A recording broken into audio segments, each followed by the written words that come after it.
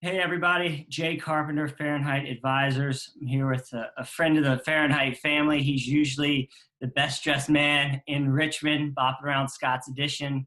Now he's traveling. He's on site. He'll tell you all about it. It's Peyton Jenkins, co-founder of Alton Lane. Peyton, how are you? I'm great, man. Tell I'm us where you are, what you're doing. I usually ask, a day in the life, and people are talking about their kids and dogs, but you're you're showing some signs of progress. So give us the rundown. yeah. So if you caught me yesterday, one of my kids would have run in and invariably interrupted us. But today I am in sunny and very hot Miami, Florida. I wish for vacation, but we are here setting up our new store, number 13, that is opening on Monday. Yeah, That's so I guess 5 days away. that's great. Yeah, man. Congrats. And Thank you. folks know your story and a lot of what you provide, obviously clothes and garments and shoes and accessories, but a lot of it's experience, right? And Yeah, so over yeah. the last few months, we haven't necessarily had that opportunity. What have you done to stay connected with your clients? When not a lot of people can come in the Yeah. epic office spaces that you have. Yeah, it's a good question. And we are, I mean, we're, as you said, we're experience based and we've really hesitated to say we're the best fit, we're the best quality, we're the best product, best assortment. Because that stuff at the end of the day is so subjective to what somebody wants. Certain friends that all they wear kind of basic tees and five pocket jeans, and they could care less what our assortment is. And so what we really try to do that we feel is less subjective is care for you, care for our customer, lean into our customer, provide the experience that our customer is looking for, but by being very service oriented. And that came to a grinding halt mid-March. And I was actually in Austin the day that, looking at space, the day that the NCAA canceled the NCAA tournament, and our broker was looking at his phone. We were having a beer after like a 10-hour tour, and he said, "Oh wow, this is about to get real." And and within a couple of days, it did, right. And so our whole ability to deliver a in-person experience stopped, and our as an executive team, basically within 2 days, we started a daily 7 days a week call at 9:30 a.m. Eastern time. And we have some executives West Coast and East Coast, um, and the first week of it was figuring out, like, really just getting our arms around what's happening, and where that has morphed into is what are the elements of our experience that our customers love and that we think can be of service to our customers in this time frame. And so we kind of immediately, some of our first kind of pivots were to virtual appointments. So guys like you, thank you for wearing your Alton Lane shirt. You're better dressed than me. I appreciate it. Guys like you that know our product, they have their fit down, they trust us. All right, well, let's meet virtually. The second was closet edits. We've had so many customers over the years that have said things along the lines of, "Man, I wish you could just like come into my closet and tell me what to throw away, what to keep, what I need more of." And so we said, "All right, let's do it." And our head of retail, Andrea Beecham, she had, in her previous role, she had done a lot of that. She set up a quick training program, did a virtual training, and all of a sudden, at no cost, we were doing closet edits. Some of them were, we just literally helped guys like you trim down their closet and figure out what they could donate, and no cost to the customer. Others, it kind of highlighted gaps that they had that we were able to turn into sales.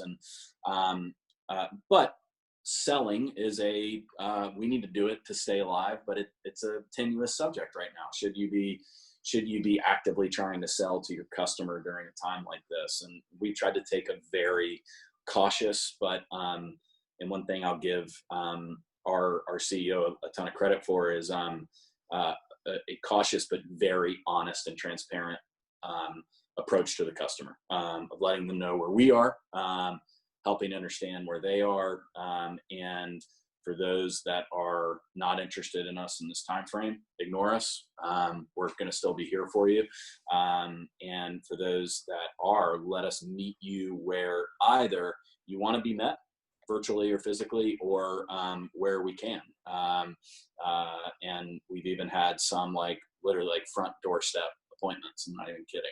And yeah, it's been pretty interesting. So those were kind of the first two pivots, and I'm sure there'll be some questions on kind of some other stuff. So I'll leave kind of some of the more substantive changes we've made. But and that really allowed us to bring in some revenue, to have enough time to make a decision of, well, what do we do for our team? We have 13 markets, 4 new stores that we were still are in the process of building, and 50 plus people around the country. And we made the decision early, all right, let's look at 6-week intervals. And for that first 6 weeks, we're not going to furlough or lay anyone off.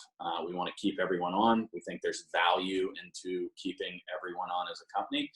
And now we are in that second kind of 6-week period, and we haven't furloughed or laid anyone off. And we revised targets for April significantly. We hit our targets. We revised them for May, hit our target over Memorial Day weekend. And so kind of the next couple of days are gravy for us. And that's how we're going to continue to look at it, is try not to make any long standing decisions that we don't have to, but just look at these as kind of like quarters of a game, and just approach each one kind of in its own right. Yeah, no, that's awesome. And thanks for sharing. It's great to see people back on planes and expanding and not shutting things down. What I didn't tell you, so your office in Richmond's right down the street from our office at Fahrenheit. So when you have those warehouse sales, this probably has Marty Smith's initials in it somewhere. I'm not on that ESPN salary yet. But don't tell anybody that. I don't know if anybody else. Let's see if we can get Rich and the guys to get you on have a clothing retainer. So you're opening 2 more in the next couple of weeks, and then what can you tell us about not only the stores that are opening up, new products, new services, headed west, I would assume, kind of dense on the northeast right now. What's that look like over the next, as you mentioned, kind of those quarters as you break it out? Yeah, so we are opening Miami in 5 days.